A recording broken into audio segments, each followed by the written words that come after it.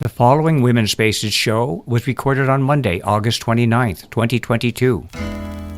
The woman in your life who will do what she must do to comfort you and calm you down and let you rest now. The woman in your life, she can rest so easily. She knows everything you do, because the woman in your life is you. Hello, everybody, and welcome to Women's Spaces. My name is Elaine B. Holtz, and I'm your host. With me at the board is my friend, my partner, my engineer, and co-producer, Ken Norton. Good morning, Ken. Good morning.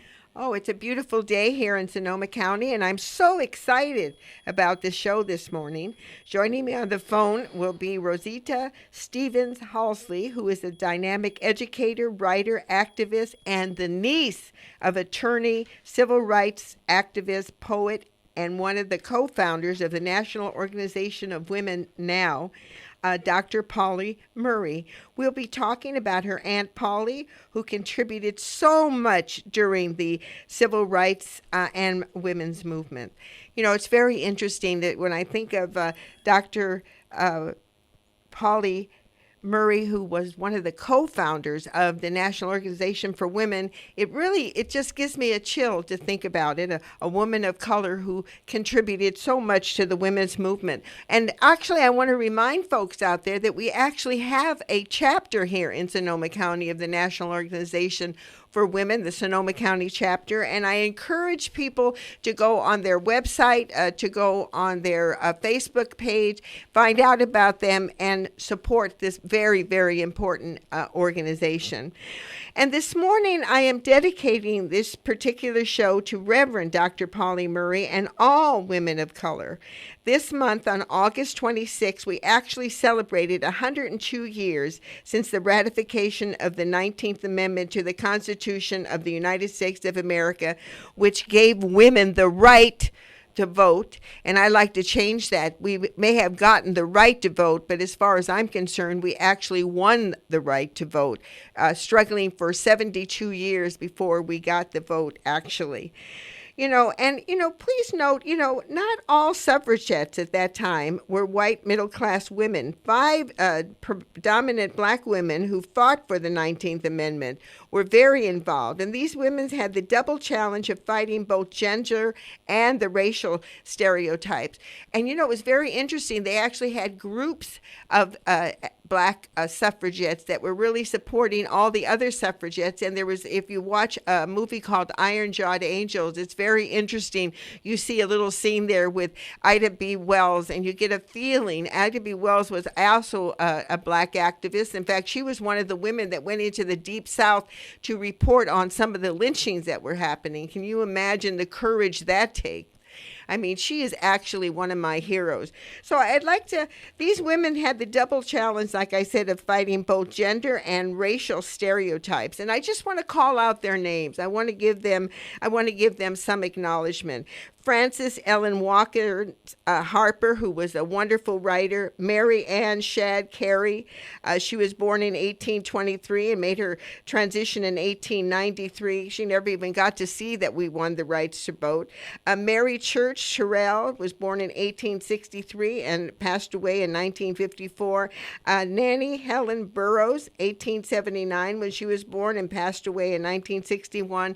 And of course, my hero, and that's Ida B. Wells, born 1862 and made her transition in 1931. Amazing, and it was not until the Civil Rights Act of 1964, a landmark civil rights and labor law in the United States that outlaws discrimination based on race, color, religion, sex, and national origin, that all black women were able to vote. Now, the 19th Amendment did not cover, it just covered gender, but it just covered sex, actually. It did not cover race and color. So that's what was so interesting about the Civil Rights Bill of 1964. And what's so stunning is, when you think about it, is that the the Supreme Court kind of gutted the voting rights of 1964, and that's why we're having so many issues around voting. This state's going to do this state's going to do that, and the confusion that has erupted because of this decision. I mean, it's really very, very interesting when you start thinking about that. We have a vote in November coming up, and folks need to pay attention who they're voting for. It feels like there's two camps going on. There's the camp that wants to make sure that we have equal rights and protection, and then there's the camp that seems to feel that only white people are the ones that have any kind of authority or any kind of brain, so to speak, to govern. And that's ridiculous. We have to recognize that the beauty of our country, of the United States, is that we are a diverse population. Many, many people have converged in this country. And it's amazing that we're not warring with each other. But right now, it seems that there's an attitude that there's only one religion or one way that we should go. And there's many, many ways that we should go.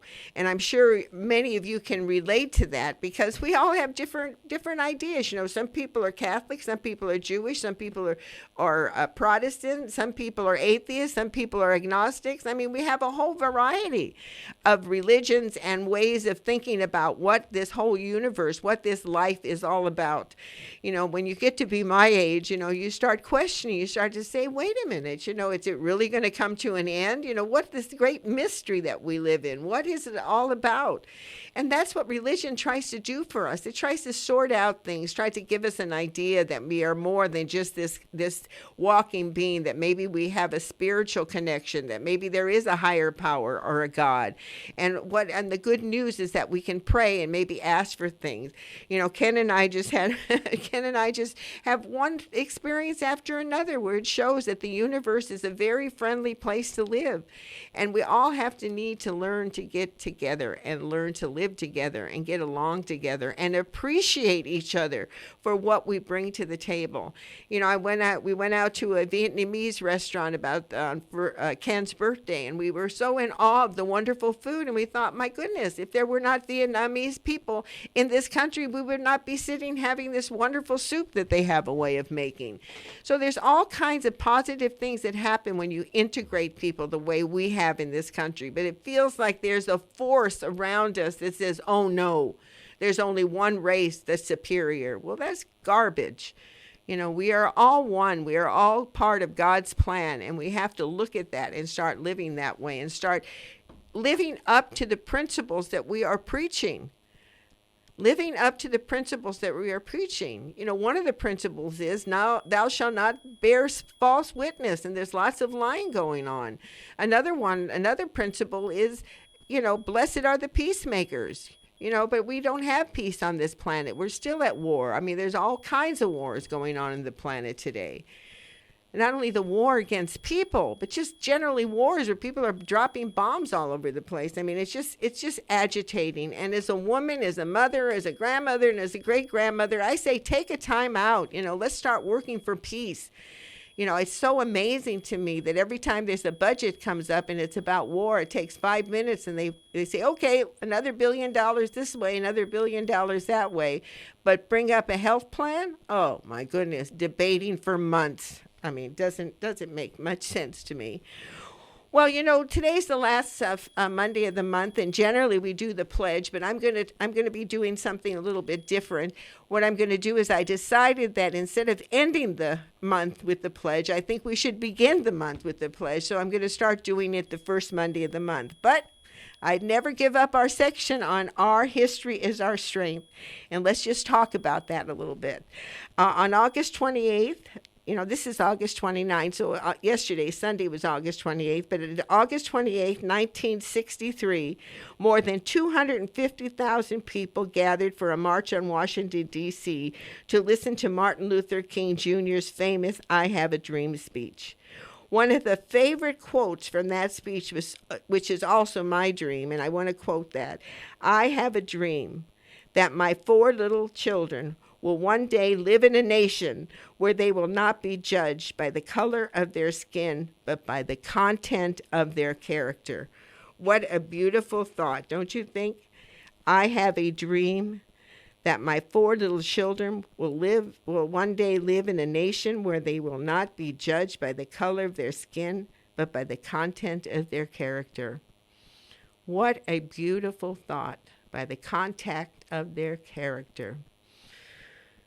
You know, that's how we should be judging people. You know, skin is just a thin layer. You know, when you come to think about it, I mean, inside we're all the same. If I needed a heart transplant and all of a sudden it came from a black person, I wouldn't even know it and it wouldn't make any difference. So the skin is just a shield, and it all has to do with weather and environments. It has nothing to do with what it is to be a human being. And I'm going to say that again because this is my dream. I have a dream that my 4 little children will one day live in a nation where they will not be judged by the color of their skin, but by the content of their character. What a beautiful thought that is. Truly beautiful thought. Well, here's a happy birthday. You know, we are a bilingual station here that I'm recording live in, and I think it's very important. And just before Amy Goodman's show, we were listening to the struggle once again that farm workers are getting. They're trying to be able to vote. You know, they go to the fields. They can't go to some voter registration place. They're asking to be able to vote by mail. And I have my fingers crossed that Governor Newsom says okay and doesn't veto it, because it's very important that all of us have that right to vote. All of us that are citizens have a right to vote. And I think it's very important that we make it as convenient as we possibly can. Well, I want to say happy birthday, and she was born on August 30th, 1907, and she made her transition in 1992. Luisa Moreno, labor leader and Mexican-American civil rights activist. She immigrated from Guatemala, helped organize, I'm going to try my Spanish here, El Conquistador del Pueblo de Habla Española.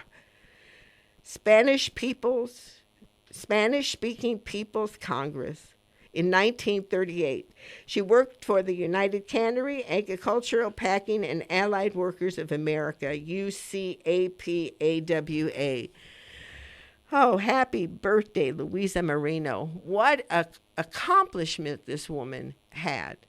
And think of the odds. I mean, here is a woman of color standing up against all these agricultural men and developing this program, Spanish-speaking People's Congress, so her people can have rights, so they can have water while they're on the job. Do you know at one time that farm workers were only allowed to take limited water breaks? Not because they were that thirsty, but because this was time to get water. Now at least they can drink water on the job. But I mean, it's amazing some of the restrictions that are put on the people that are so vital and so important to our existence. These are the people who handle our food. Our food. What goes into our body. It's so important that these people are treated with dignity and respect and are given rights and also are cared for. I mean, my goodness, I remember one time I was working as a cocktail waitress, and the bartender was really aggravated about one of the customers there. And I actually saw him spit in his drink. I thought, oh my God, what are you doing? I made him change it. I says, you can't do that. He said, oh God, he would start talking about the customer. And I thought, my goodness, what a responsibility, someone who's serving drinks, to make sure that the drinks that are being served are healthy, not full of germs, etc. Well, that's how I think about the farm workers. They're helping to grow and pick our food that goes into our body every day. So it's very important that we make sure that their rights are always protected, and I hope that they're given the right to vote this way, because it'll make it a lot easier for them. And that's their constitutional right when you're a citizen, to vote. Well, that's a lot to think about. I realize I'm having a little bit of a rant, and I'm so excited. I'm gonna take a musical break right now, and then we're gonna get on the phone, and we're gonna get Dr. Reverend Pauli's niece. How close can you get? Rosita Stevens-Holsey. She's a dynamic educator, writer, activist, and like I said, a niece of attorney, civil rights activist, poet, and one of the co-founders of the National Organization for Women Now. And the song I'm going to be playing is a song by Rashad and Courtney, and it's called Dark Statement, and it's actually a poem that Dr. Reverend Pauli Murray actually wrote. It's called Dark Statement, and I really am looking forward to Testament. Pardon? Dark Testament. Oh, excuse me, Dark Testament. But it's really a statement. So, when I look at it, that's probably why I wrote it down. So it's called Dark Testament, and it was actually written by her. So let's go ahead and play that, and then we're going to call Rosetta on the telephone.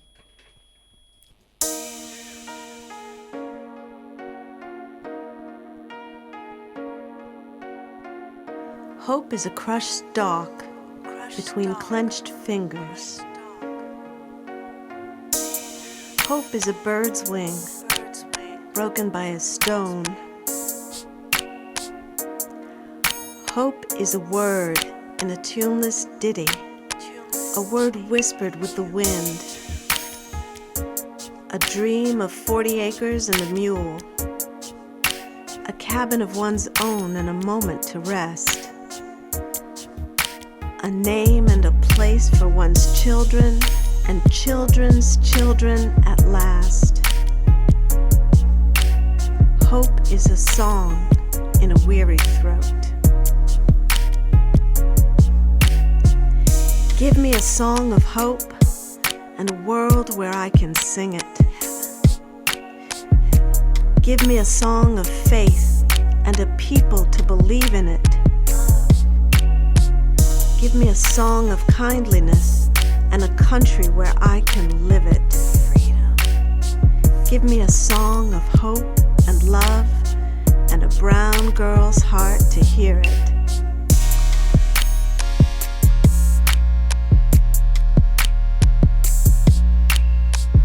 I sing of a new American, separate from all others, yet enlarged and diminished by all others.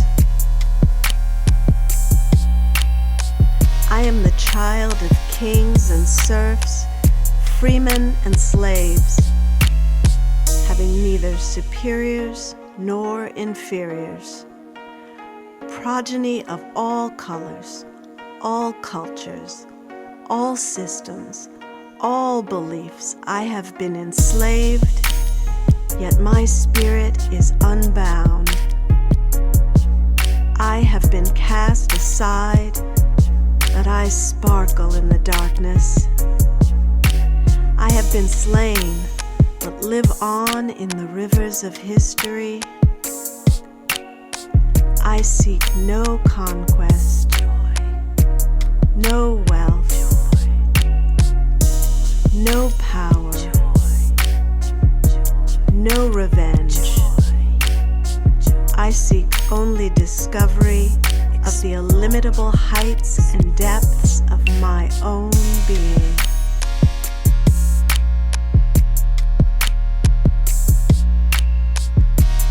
Hope is a crushed stalk between clenched fingers. Hope is a bird's wing broken by a stone. Hope is a word in a tuneless ditty, a word whispered with the wind, a dream of 40 acres and a mule, a cabin of one's own and a moment to rest, a name and a place for one's children and children's children at last.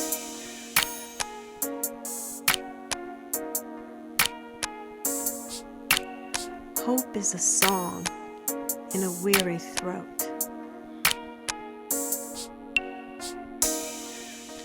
Oh, that just gives me chills when I listen to that. I mean, when you think about what she's saying and what she said, it's just absolutely beautiful. For you just joining in, I want to remind my listeners the opinions expressed here are not necessarily the opinions of the station, its board of directors, its members, and Women's Spaces. Well, welcome back. You're listening to Women's Spaces. And without further ado, I want to introduce my guest on the phone with me is Rosita Stevens-Holsey. Welcome, Rosita. Welcome to Women's Spaces. Thank you so much, and thank you for having me. Oh, I am just thrilled. How did you like that dark testament that we played? Absolutely beautiful. It brought chills to my skin. I know. I am just so excited to have you on. So may I tell my listeners just a little bit about you? Certainly. Rosita Stevens-Holsey is a dynamic educator, writer, activist, and community engager focused on sharing stories of historical and pioneering voices for children and adults to be inspired by. In the spirit of enhancing the legacy of her aunt, Reverend Dr. Pauli Murray, Rosita has co-authored with Terry Casillas-Jennings a biography entitled Pauli Murray, The Life of Pioneering Feminist and Civil Rights Activist. And I need to put a little plug in here. I'm reading the book. It is absolutely fabulous. And it's written for young people 10 to 14, and I'll tell you something, it's the easiest book I've ever read, and so much information. Congratulations. Rosita holds a Bachelor of Science and Education from State University of New York and a Master's in Counseling and Human Services from Boston University. Rosita is president and founder of Preserving Pauli Murray, LLC, and is a proud board member of the National Women's History Alliance of Santa Rosa, California, and the Pauli Murray Center for History and Social Justice in Durham, North Carolina. What a resume, Rosita. Anything that you'd like to add? Well, I'm just so excited that I've taken the time to find out to lift up my aunt's legacy. Of course, I knew her for many years, and I say that our lives intersected for 43 years. But I really had no idea about the impact that her literature and her legal work had on people in the past, even though a lot of people were unaware of that. Well, talk a little bit about what it was like having an aunt, such a powerful woman with such progressive ideas. What was it like growing up with her? What are one or two memories you have that really strike you about her? Well, first of all, her language. I was in awe of her language, the way she used it, her vocabulary, and the fact that she was just a prolific reader. I didn't realize at the time when I was very small what a prolific writer that she was. And it really wasn't until I did research in the Harvard Radcliffe Library, the Schlesinger Library, that I realized she had actually kept journals all of her life. And thank goodness, because those journals are now being used by researchers to find out more about her. When I think of some of my favorite memories, it was family gatherings, especially for Thanksgiving, and she came often to Howard University in Washington, where my family lived. When I had graduated, I asked my mother if I could ask Aunt Pauli to take me to meet one of Aunt Pauli's very, very famous friends. I knew that they were friends of each other, but I had never, seen them together. And my mother said if Aunt Pauli was willing, that would be fine. And I was able to take a train by myself to New York to meet Aunt Pauli at the station, and then spend time with Eleanor Roosevelt, one of her dear friends. It was probably one of the most exciting adventures and opportunities I've had in my entire life, and I will always remember it. Oh, I am just so jealous. I mean, you actually got to meet Eleanor Roosevelt. How old were you, Rosita? I was 13. Oh, what an experience for a 13-year-old. Oh, my goodness. Well, you've done a lot of research, and I'd love, tell us a little bit more about some of the things that you found that you felt that were very, very important about her. I mean, what was so amazing. I found out another thing about her as I was doing the research for my interview with you, that she actually wrote a letter to Richard Nixon to be nominated for the Supreme Court. I mean, what an amazing woman that she had the tenacity and not only that, the intelligence to do that. So people who've researched her background have found more information about her professional life. I'd like you to share some things just about Pauli herself. You know, what kind of person was she? Soft-spoken? Was she assertive? Was she quiet? What kind of personality did she have? Well, I must say, if you met her, you would probably never forget it. She was a very unique person. Some people possibly thought she was opinionated, but she did have a lot of opinions, and she certainly didn't mind sharing them. But she was also quirky. She had a wonderful sense of humor that everybody didn't get a chance to see, because often when she was speaking about things that people wouldn't necessarily bring up, you know, in groups, but she felt no problem. She had no problem in talking about anything she thought about.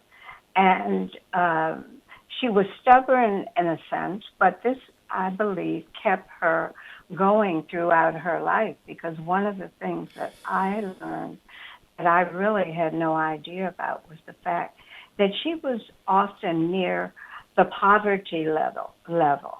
Even though she had a master's in law, a law degree, and a doctor in law from Yale University, as a black woman and as a black person, it was very difficult in her time to get good paying jobs. But that never stopped her from trying to achieve the goals that were important to her, or helping other people, even if she didn't get paid for it, or if she got very little paid for it. She was very brave and very bold. And the way in which she was introduced to Eleanor Roosevelt was in her very strong letters to both President Roosevelt and sometimes copies to Eleanor. She became very disillusioned by President Roosevelt because she felt, as the president of the greatest country in the world, he could have stopped lynching of people of our race. And she had written him and expressed this, and she felt he had done nothing about it, that it was more important to him to have the support of governors and other politicians in the South, as opposed to doing something that would have helped her race. So that was really the introduction to Mrs. Roosevelt, which eventually turned into a friendship. Eleanor Roosevelt had a weekly column that she had in the paper, and she would often quote things that Aunt Pauli said. What an amazing story. But that's definitely a statement about Eleanor Roosevelt herself, you know, that what an amazing woman she was. And that is so exciting when you hear about that. Well, you know, there's one of the famous, as I was going through a lot of the material, and it was like such a refresher course for me, of course. And I fell more in love with your aunt as I read it more and more. I mean, like when you said, I'm kind of stubborn. You know, when I make up my mind, I have a dear friend of mine. I want to do a shout out to my dear friend Susan Lamont, who works a lot with policing issues and accountability and oversight. And she is just like that. You know, we're going to do it. We're going to move forward. And I just love that attitude. And hearing that about Pauli does not surprise me. Well, one of her favorite mantras was confrontation by the typewriter. Do you know what that meant, and how did she use this throughout her life? And another belief she had was together we rise. You know, what do you make from these statements and these beliefs? Well, with reference to the typewriter, and we actually have a chapter about that in the book, she had a friend, and both of them were at Camp Terra, and it was a camp that Eleanor Roosevelt had created during the Depression, for women who were out of work, out of a place to live, or what have you. And so one of the people that Pauli met there was someone who used her ability to write important people to express to them things she thought was wrong, or to ask them for help to rectify certain things. And Pauli hadn't thought of it before then, and she saw how that worked, and so she began to write. And she had really always wanted to be a writer and a poet, even before she thought about or studied for the law. So she used her prose and her poetry to write about things that were important to her, and that, included humanity for all, and people having the same rights and things of that nature. You'll see that a lot of her writings, no matter how short or long, are about diversity, inclusion, social justice, and those kinds of things.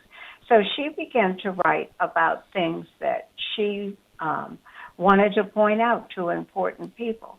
In our day, now they would probably be called op-eds, but she wrote letters, she wrote short stories, she wrote poetry about those things, and she sent some of that to Eleanor Roosevelt as well. And so she called it confrontation by typewriter, and she really used her typewriter every day to write things, and a lot of that is at the library. Lucky for us and for humanity, she was a writer, she kept a journal, and she saved things. So she saved over 100 boxes of things. So before she died, they were donated to the Schlesinger Library. And I was able to, via the internet, see a lot of those things as I was learning more about her professional side, or the side of her I didn't know as a niece. Well, it's really interesting when you talk about her writing.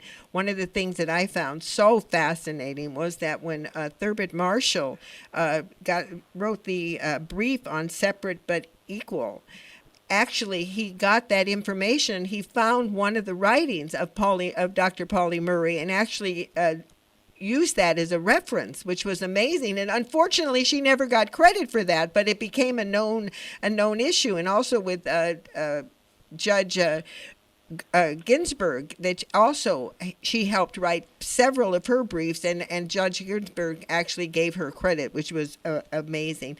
Well, let me ask you something, Rosita. Would you mind if we took a little bit of a musical break here and then come back and finish this conversation? Is that okay with you? Absolutely. Well, the song that I chose, and we're just going to play part of it, is called "The Impossible Dream," and I want to dedicate that to Dr. Murray, because I really believe that she believed she had the dream, and sometimes those dreams really felt impossible to her, but she just kept moving forward. So I think it's very important. This is a very important song, and I want to dedicate this to her.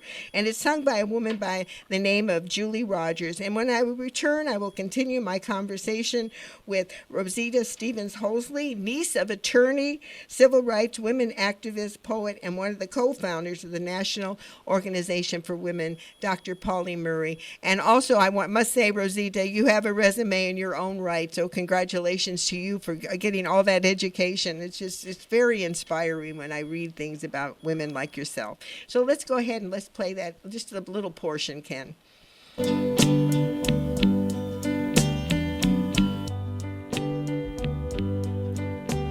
To dream the impossible dream, to fight the unbeatable foe, to bear with unbearable sorrow, to go where the brave dare not go,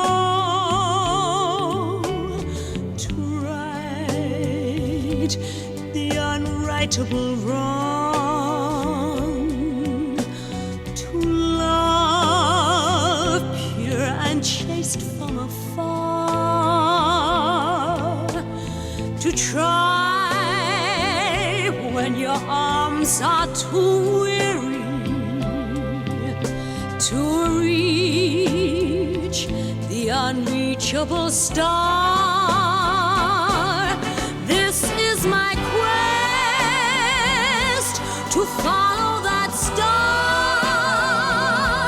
no matter how hopeless, no matter how far, to be willing to fight without question or pause, to be willing to march into hell for a heavenly cause.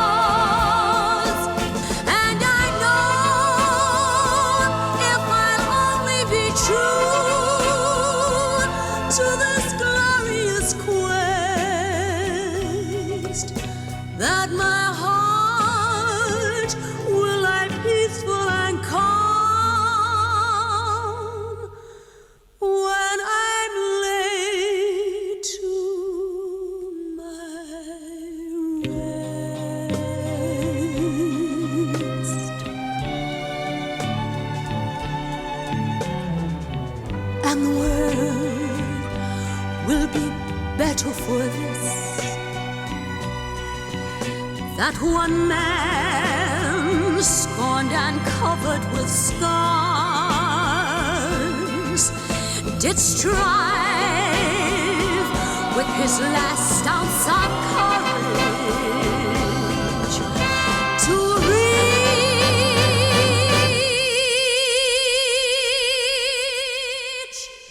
the unreachable star.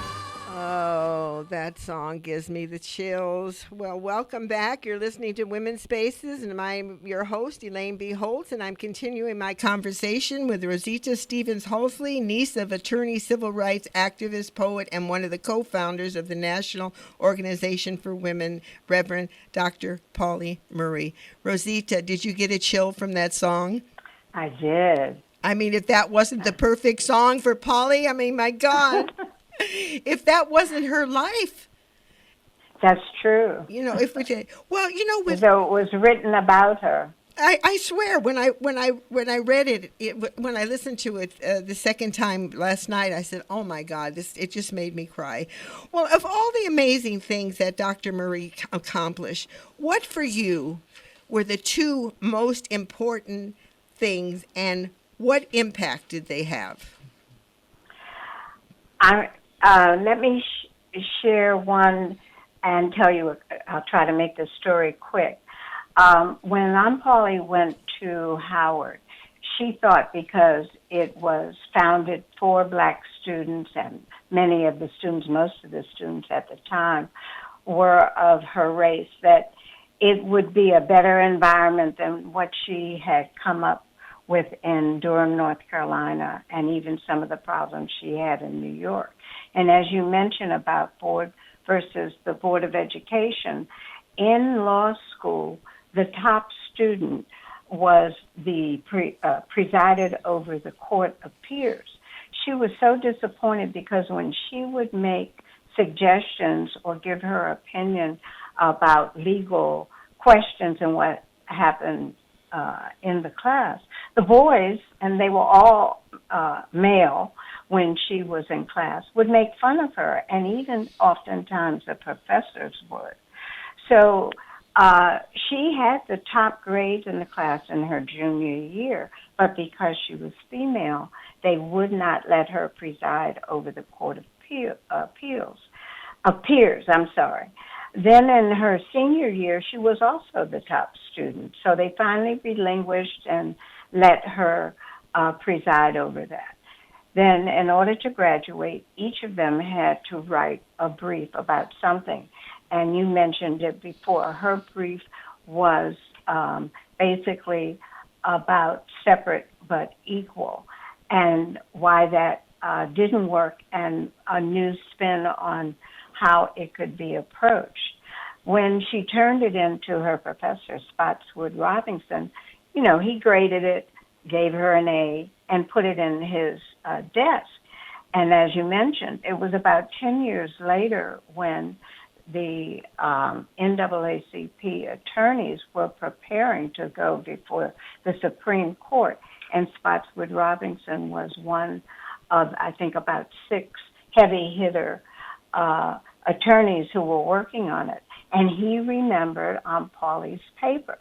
He found it just where he had put it 10 years before and gave it to the team, and they decided to use it. And so, as people now know through the movie Thurgood Marshall and the movie about Ruth Bader Ginsburg, she did write that. She is getting credit for it now, and that the core of what they took to the Supreme Court and won for Board versus Brown versus the Board of Education was actually her theory that she had written 10 years before as her senior thesis. So that, to me, is just amazing. And also, I was just glad to hear that they had to finally admit that she had value. It didn't matter that she was female. She still had the same, should still have the same opportunity as the men in her class. Also, as the top student, she was supposed to be able to get a free ride to Harvard University Law School, which, again, she was not allowed to accept, or it was not offered to her, not because of her race, but because of her gender. It's amazing, but the thing that is so amazing is that she did not stop. She continued writing, she continued teaching. You know, and why do you think, you know, considering, you know, the impact, I mean, that she had, I mean, the beauty of Ruth Bader Ginsburg actually giving her credit, which was due on her brief, was amazing to me. It shows how women will acknowledge oftentimes women where males will not acknowledge that there's a woman behind it. You know, why do you think that she did not get the attention, like, for example, you know, some of the pioneering like Rosa Parks or Martin Luther King? I mean, now she's starting to get attention, but why do you think it was such a difficult time to bring her forward? Well, very few persons of color and marginalized groups, and females as well got their due back in the 90s. And so I think that's one of the reasons. Also, booksellers and publishers and a lot of the authors who were published were white men. They owned the publishing companies and what have you. So it was very difficult for black and brown people and marginalized people to, they felt people wouldn't be interested, and they were not interested in promoting them. I think now with the internet and more interest from especially young people, female achievement, diversity, inclusion, and social justice have become much more out in the open, and people are demanding to know, and they don't have to wait for a specific publishing house to put the information out there. They can find out a lot of it themselves. And I think also from what I've seen as an educator and just a book reader, that once a few black or brown people are mentioned in a book, the attitude was, well, that's all we have to do. You know, I think a lot of our achievements would never have come to fore. In fact, it wasn't until several years ago, and I've lived in Washington for many years, that I knew how many black people were responsible for building the Capitol building that's, you know, so famous in Washington, D.C. So those things have been kept under the rug and not shared, but that's changing. Well, thank goodness, because to get this information and to find out things about women like Dr.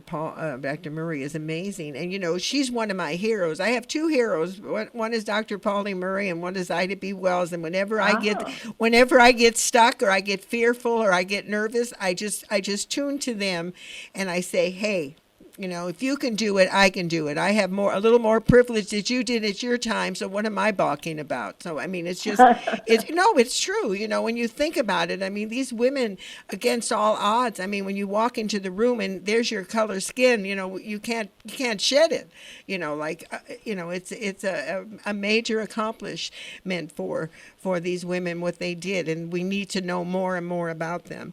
You wrote this book, I'll tell you, I'm a reader, but I have a hard time reading. And when I picked up this book and the way you wrote it, because it's written for ages 10 to 14, it is such a simple read, but full of so much wonderful, wonderful information.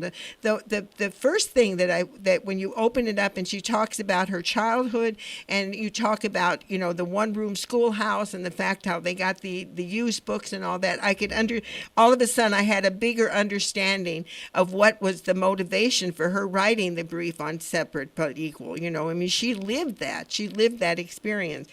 So, and I just loved reading it the way it's written. Why do you feel it's important at this time here in 2022 to expose this to young children? What do you think the impact should be, and why do you believe it's important?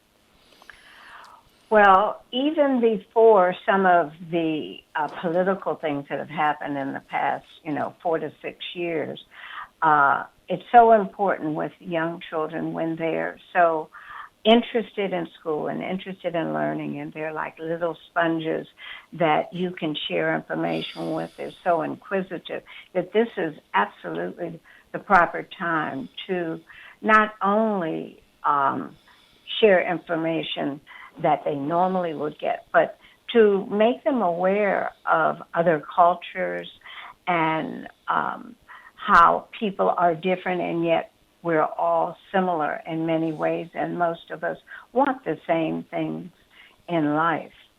I taught kindergarten through 4th grade, so of course I have the perspective of an early childhood group of children to talk about it. So I thought it was very important to make sure that before children had all of the negative concepts about people that they hear or that they see on television, they see in the news, that they would have some positive understanding of other cultures, and someone like Pauli Murray, because whether you're male or female, or regardless of your race or ethnicity, Pauli Murray is a human being, and she always wanted to think of everyone as just a fellow human being who deserved the same rights and privileges. But she's an inspirational person. You said earlier that she never gave up, and she never gave up. Talking about the difference of separate but equal, when she went, because she was brown or black, she only went to the 11th grade, and this was historically what was done at that time in Durham, North Carolina. But I was married to a man from Mississippi, and many times past the 6th grade, there was no public education provided for black people. So Pauli got to New York all excited about being able to go to college there, and found out that though she was top in her school when she graduated, the types of classes she had had and the fact that she was 1 year short would not qualify her to qualify for Hunter College. And she was actually told that she was missing 2 years worth of high school in order to get into Hunter. But she never let anything stop her. She said to the cousin that had agreed to let her live in New York, I can do 2 years in one. And she absolutely completed 2 years in a New York high school and got another high school degree, doing all of the classes that the state of New York and the city of New York required of her, and qualified and was admitted to Hunter College after that.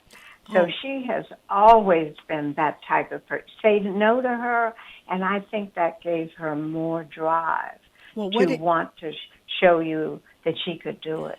What an inspiration for young people, to show. And, I'm really shocked by what you said. You mean to tell me in the South they did not have the complete grades for African American children? Oh, absolutely not. Oh, I didn't know that. Yes. There were a lot of, and of course not for the entire South, Rosenwald schools that were set up by one of the founders of Sears and Roebuck, that people of color could go to afterwards, but there weren't enough to, for the amount of children that needed them.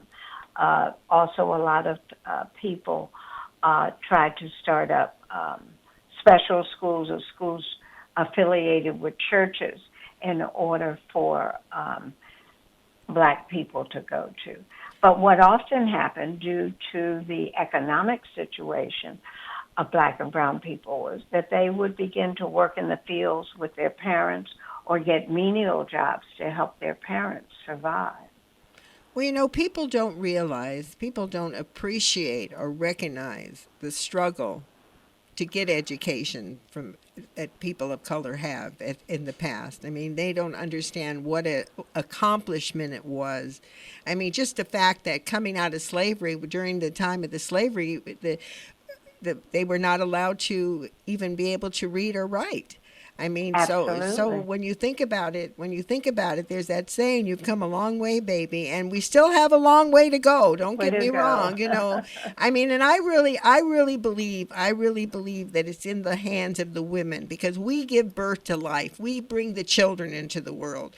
We need to make sure that all children, every child, is treated as this great miracle and this precious being, that we make sure that they're taken care of. I mean, that really makes me sad when I hear that children were deprived that way. Well, we're coming to the end of the segment, my friend, and I'm going to give you last words. I'm telling you, Rosita, this was just a beautiful interview. I so appreciate having you on the air to bring you to Sonoma County and to talk about your wonderful, wonderful land. So I'm going to give you the last words. Let us know about your website, how we can get a hold of that book, and anything else that you would like to share with us.